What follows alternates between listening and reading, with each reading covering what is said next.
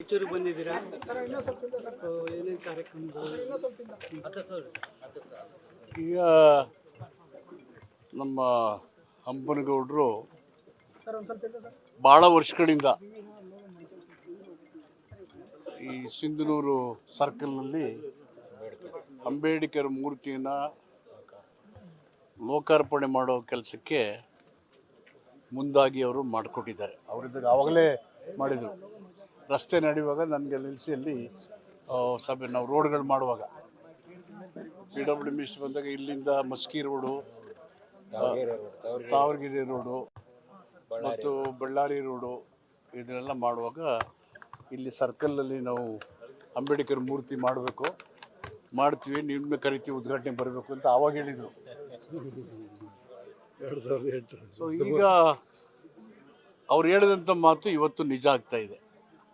ಆ ಉದ್ಘಾಟನೆ ಕಾರ್ಯಕ್ರಮಕ್ಕೆ, ಮೂರ್ತಿ ಲೋಕಾರ್ಪಣೆ ಕಾರ್ಯಕ್ರಮಕ್ಕೆ ನಾನು ಕರೆದಿದ್ದಾರೆ, ಬಂದರೆ ಅದೇ ಪತ್ರಿಕಾ ಕಚೇರಿನೂ ಕೂಡ ಇವತ್ತು ಉದ್ಘಾಟನೆ ಮಾಡಿದ್ವಿ. ಹಂಪನಗೌಡರು ಒಬ್ಬ ಒಳ್ಳೆಯ ಹಿರಿಯ ಶಾಸಕರು. ಇದೇ ಟೌನಲ್ಲಿ 2013ರಿಂದ 18 ಸಂದರ್ಭದಲ್ಲಿ ಟೌನಲ್ಲಿ ಭಾಳಷ್ಟು ಕಾರ್ಯಕ್ರಮಗಳು ನಾನು ನಮ್ಮ ಮುಖ್ಯಮಂತ್ರಿ ಸಿದ್ದರಾಮಯ್ಯವ್ರನ್ನ ಹಂಪನಗೌಡರು ಕರೆಸಿ ಸುಮಾರು 600 ಕೋಟಿಗೂ ಹೆಚ್ಚು ಅನುದಾನವನ್ನು UGD ಮತ್ತು ಡ್ರಿಂಕಿಂಗ್ ವಾಟರ್ ಇದಕ್ಕೆ ಇನ್ಫ್ರಾಸ್ಟ್ರಕ್ಚರ್ಗೆ ಮಾಡಿಸಿದ್ರು. ಬಹುತೇಕ ಅವರ ಒಂದು ಪ್ರಯತ್ನದಿಂದ ಇವತ್ತು ಸಿಂಧನೂರು ಪಟ್ಟಣ ಮತ್ತು ಗ್ರಾಮೀಣ ಪ್ರದೇಶದಲ್ಲಿ ಉತ್ತಮವಾದಂಥ ಸಂಪರ್ಕ ಮತ್ತು ನಾಗರಿಕ ಸವಲತ್ತುಗಳು, ಕುಡಿಯುವ ನೀರನ್ನು ಒದಗಿಸ್ಕೊಟ್ಟಿದ್ದಾರೆ. ಸರ್, ಇನ್ನೊಂದು ಈ ಸಾರಿ ಅವ್ರಿಗೆ ಸಮಾಜ ಕಲ್ಯಾಣ ಇಲಾಖೆಯಿಂದ ಸುಮಾರು 3 ಹಾಸ್ಟೆಲ್ ಕಟ್ಟೋದಕ್ಕೆ ಸುಮಾರು 51 ಕೋಟಿ ರೂಪಾಯಿನ ಮಂಜೂರು ಮಾಡಿಕೊಟ್ಟಿದ್ದಾರೆ. ಸಾಕಾಗ್ತಿಲ್ಲ ಸರ್ ಅದು. ಯಾಕೆ ಅಂತಂದರೆ ಸಿನ್ನೂರಲ್ಲಿ ನೂರಾರು ಕಾಲೇಜ್ಗಳಿದ್ದಾವೆ, ಮತ್ತು ಹೈಸ್ಕೂಲ್ಗಳಿದ್ದಾವೆ, ಓದುವರ ಸಂಖ್ಯೆ ಹೆಚ್ಚಾಗಿದೆ. ಅದರ ಬರ್ತಾ ಇದ್ದೀನಿ. ಈ ಸಾರಿ ವಸತಿ ನಿಲಯಗಳಿಗೆ 3 ಹಾಸ್ಟೆಲ್ಗಳಿಗೆ 4 ಬಿಲ್ಡಿಂಗ್ ಇದ್ದಿಲ್ಲ, 3 ಕೋಟಿ 3 ಕೊಟ್ಟಿದ್ವಿ. ಅದಕ್ಕೆ ಒಟ್ಟು 22, 22 ಮತ್ತು 7 ಒಟ್ಟು 51 ಕೋಟಿ ರೂಪಾಯಿನ ಈ ಸಾರಿ ಕೊಟ್ಟಿದ್ವಿ. ಇನ್ನೂ 6 ತಿಂಗಳಾಗಿದೆ ಸರ್ಕಾರ ಬಂದು, ದುಡ್ಡಿಲ್ಲ, ಏನು ಮಾಡಲ್ಲ ಅಂದ್ರಲ್ಲ, ಅದು ಕೊಟ್ಟಿದ್ದೀವಿ ಈ ಸಾರಿ. ಮುಂದಿನ ಬಡ್ಜೆಟಲ್ಲಿ ಇನ್ನೂ ಮತ್ತು ರಸ್ತೆಗಳು ಕೊಡ್ತೀವಿ. ಈಗ ಸಿಂಧನೂರು ಟು ರಾಯಚೂರು ಆ ರಸ್ತೆ ಆಗಿದೆ 1600 ಕೋಟಿ. ನಾನಿದ್ದಾಗಲೇ ಪೂಜೆ ಮಾಡಿದ್ದೆ. PWD ಮಿನಿಸ್ಟರ್ ಇದ್ದಾಗ ಗೌರ್ಮೆಂಟ್ ಆಫ್ ಇಂಡಿಯಾದಲ್ಲಿ ಪ್ರಾಜೆಕ್ಟ್ ಮಾಡಿ ತಂದು ಈಗ ಬಂದು ಟೆಂಡರ್ ಆಗಿದೆ, ಅದು ಕೆಲಸ ಶುರು ಮಾಡ್ತೀವಿ. 1600 ಕೋಟಿ ಬೈಪಾಸ್ ಅವರ ಪ್ರಯತ್ನ. ನಾವೇ ಹೋಗಿ ಸರ್ವೆ ಮಾಡಿ ಇದು ಮಾಡಿದ್ದು, ಮತ್ತು ಬೈಪಾಸ್ ಮಾಡಿದ್ವಿ ಇದಕ್ಕೆಲ್ಲ. ಸೊ ಒಟ್ಟಾರೆ ನಮ್ಮ ಸರ್ಕಾರ ಇದ್ದಾಗ, ಬಸವನಗೌಡರು ಶಾಸಕರಾದಾಗ ಸಿಂಧನೂರು ಓವರಾಲ್ ಡೆವಲಪ್ಮೆಂಟ್ಗೆ ಪ್ರಾಮಾಣಿಕವಾಗಿ ಅವರು ಕೆಲಸ ಮಾಡಿದ್ದಾರೆ.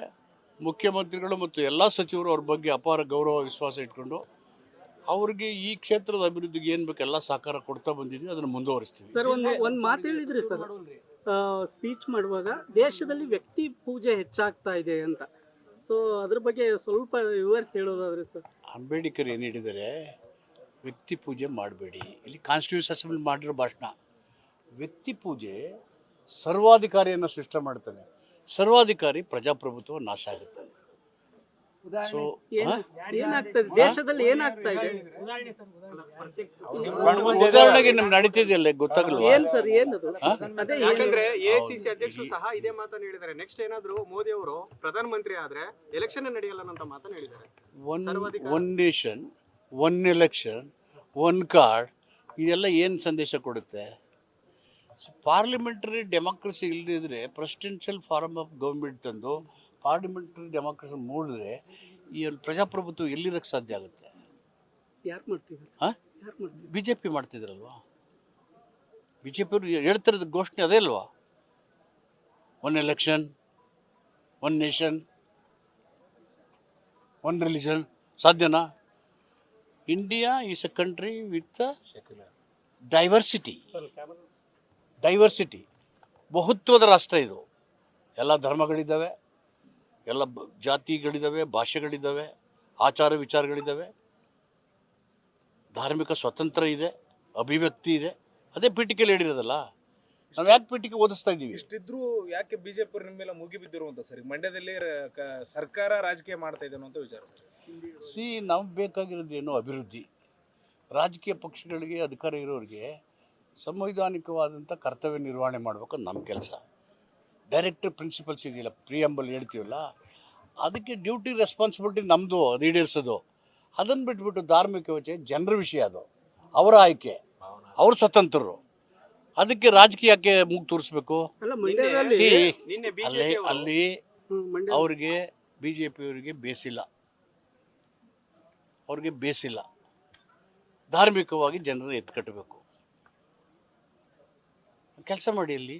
ಅಲ್ಲ, ನೀವು ಮೋದಿ ಅವರು ಸರ್ವಾಧಿಕಾರಿ ಅಂತ ನೇರವಾಗಿ ಹೇಳ್ರಿ. ಯಾಕಂದ್ರೆ ಮೋದಿ ಅವರು ಸರ್ವಾಧಿಕಾರಿ ಆಡಳಿತ ಮಾಡ್ತಾರೆ ಅದು ನೀವು ಹೇಳ್ತಾ ಇದ್ದೀರಲ್ಲ, ನೀವು ನೇರವಾಗಿ ನೀವು ಹೇಳಿದ್ದು ನಾನು ಅದೇ ಹೇಳ್ತಾ ಇದ್ದೀನಿ. ಇಂಡೈರೆಕ್ಟ್ ಆಗಿ ಕೇಳ್ತೀರಿ. ಎಲ್ಲ ಸಂವೈಧಾನಿಕ ರಚನೆ ಆಗಿರತಕ್ಕಂಥ ಸಂಸ್ಥೆಗಳಿದಾವಲ್ಲ, income tax, ED, CBI, CVC, election commission of India, ಇವೆಲ್ಲವೂ ಕೂಡ ರಾಜಕೀಯ ಕೈಗೊಂಬೆಯಾಗಿ ಬಳಸ್ಕೊತಾ ಇದ್ದಾರೆ. ಇದರ ಅರ್ಥ ಏನು? ಪ್ರಜಾಪ್ರಭುತ್ವ ಕತ್ತನ್ನು ಎಸಗ್ತಿದ್ದಾರೆ. ಇದು ಸರ್ವಾಧಿಕಾರಿ ಧೋರಣೆ ಅಲ್ವಾ? The constitutional created bodies are being used as a political weapon to arm twist the opponents. ಅಲ್ಲ ಸರ್, ಈಗ ಮಂಡ್ಯದಲ್ಲಿ ಕೆರಗೋಡು ವಿಚಾರ ಆಗ್ತಾ ಇದೆಯಲ್ಲ ಸರ್, ಬಿಜೆಪಿ ಮತ್ತು JDS ನ ನಾಯಕರು ಅದಕ್ಕೆ ಈ ಕೋಮು ಸೌಹಾರ್ದತೆ ಹಾಳಾಗುವಂತ ಕೆಲಸ ಆಗ್ತಾ ಇದೆ. ಅವ್ರ ಸಪೋರ್ಟ್ ಇಂದಾಗಿ ಕಲ್ಲು ತೂರಾಟ ಆಗಿದೆ. ಕುರುಬರ ಒಂದು ಹಾಸ್ಟೆಲ್ ಇದೆ, ಸಿದ್ದರಾಮಯ್ಯ ಅವರ ಸಿಟ್ಟಿನ ಮೇಲೆ ಕುರುಬರ ಹಾಸ್ಟೆಲ್ ಮೇಲೆ ಕಲ್ಲು ತೂರಾಟ ಮಾಡಲಾಗಿದೆ. ಕಾನೂನು ಸುವ್ಯವಸ್ಥೆ ಹಾಳಾಗ್ತಾ ಇದೆಯಾ ಅನ್ನೋದು? ಇಲ್ಲಿ ಕಾನೂನು ಸುವ್ಯವಸ್ಥೆನ ಹಾಳಾಗೋ ಪ್ರಶ್ನೆ ಇಲ್ಲ. ಕಾನೂನು ಯಾರು ಕೈಗೆತ್ಕೊಳ್ಳೋಕ್ಕಾಗಲ್ಲ. Law will take its own course. ಯಾರು ಇಲ್ಲಿ ನೈತಿಕ ಪೊಲೀಸ್ಗಿರಿ ಮಾಡೋಕ್ಕೆ ಯಾರಿಗೂ ಅಧಿಕಾರ ಇಲ್ಲ. ಸರ್ಕಾರ ಕಣ್ಮುಚ್ಕೊಂಡು ಕೂತ್ಕೊಳ್ಳಲ್ಲ. ಆದರೆ ಒಂದು ರಾಜಕೀಯ ಪಕ್ಷವಾಗಿ ಜವಾಬ್ದಾರಿ ಇದೆ.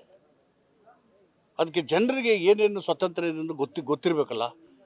ಗೊತ್ತಿದ್ದು ಜನಗಳ ಕಷ್ಟ ಸಮಸ್ಯೆಗಳು ಬಿಟ್ಬಿಟ್ಟು ಧರ್ಮ, ದೇವರು, ರಾಜಕೀಯ ವಿಷಯನಾ? ಅದು ಓಟಿನ ವಿಷಯನಾ? ನಿಮ್ಮ ಪಂಚಾಯತ್ ವತಿಯಿಂದನೇ ಕೊಟ್ಟಿದ್ದಾರಲ್ಲ ಸರ್ ಅನುಮತಿ, ಹನುಮಾನ್ ಧ್ವಜ ಹಾರಿಸಲಿಕ್ಕೆ ಪಂಚಾಯತ್ಗೆ ಒಪ್ಪಿಗೆ ಕೊಟ್ಟು. ಕೇಳಿಪ್ಪ, ನೀವು ಇವರೇ ಪ್ರೆಸ್ ಪರ್ಸನ್. Yes sir. ಧಾರ್ಮಿಕ ಅಭಿವ್ಯಕ್ತಿ ಸ್ವಾತಂತ್ರ್ಯ ಇದೆ ಅಂದರೆ ನಾನು ನಂಬಿರ್ತಕ್ಕಂಥ ಧಾರ್ಮಿಕ ಆಚಾರ ವಿಚಾರ ಮಾಡೋಕ್ಕೆ ಮುಕ್ತ ನಾನು. ಅದು ಕೇಳಿದಾಗ ನೀವು ಶಾಂತಿಯುತವಾಗಿ ನಿಮ್ಮ ಧಾರ್ಮಿಕ ವ್ಯಕ್ತಿಗೆ ಅಭ್ಯಂತರ ಅಂತ ಕೊಟ್ಮೇಲೆ ಇವ್ರು ಯಾಕ್ರಿ ಹೋಗ್ಬೇಕು? ಅವ್ರು ಮಾಡೋದಕ್ಕೆ ಇವ್ರು ಕೊಡ್ಬಿಡಿ. ಇವು ಸಂವಿಧಾನ ಪೀಠಕ್ಕೆ ಇವ್ರು ಕೇಳಿಸ್ಕೊಂಡ್ರ? ಅಲ್ಲಿ ಏನು ಹೇಳಿದ ನೋಡಿ, ಅಭಿವ್ಯಕ್ತಿ, ಧಾರ್ಮಿಕ ಸ್ವಾತಂತ್ರ್ಯ ಇವೆಲ್ಲ ನಮ್ಗಿದೆಯಲ್ಲ ಜನರಿಗೆ, ಅದಕ್ಕೆ ಕೊಡ್ಬೇಕಲ್ವಾ? ಕಾನ್ಸ್ಟಿಟ್ಯೂಷನ್ ಹೇಳಿದ್ಮೇಲೆ ಇವ್ರದ್ದೇನಿದೆ?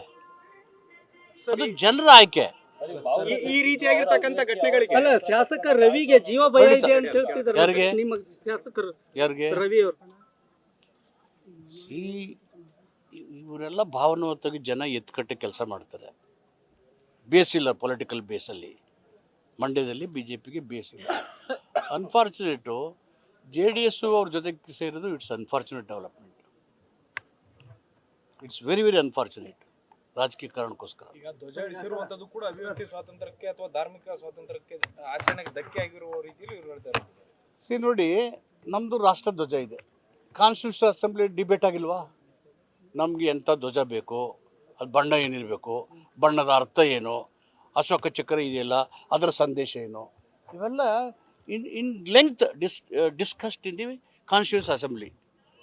ಅದನ್ನು ಮಾಡಿಬಿಟ್ಟು ಇದನ್ನು ಹಾಕು ಇದು ಹಾಕ್ಬಿಟ್ರೆ ವಾಟ್ ಈಸ್ ದಿಸ್? ಈಗಾಗಲೇ ನಿಗಮ ಮಂಡಳಿ ಘೋಷಣೆ ಮಾಡಿ ಬಹುತೇಕ ಶಾಸಕರು ತಿರಸ್ಕರಿಸಿದ್ದಾರೆ. ಹಿರಿಯ ಶಾಸಕರ ಗುರುತಿಸುವ ಕೆಲಸ ಕಾಂಗ್ರೆಸ್. ನ್ಯೂಸ್ ಫಸ್ಟ್ ನಿರ್ಭೀತಿಯಿಂದ ನಿಮ್ಮ ಪರವಾಗಿ.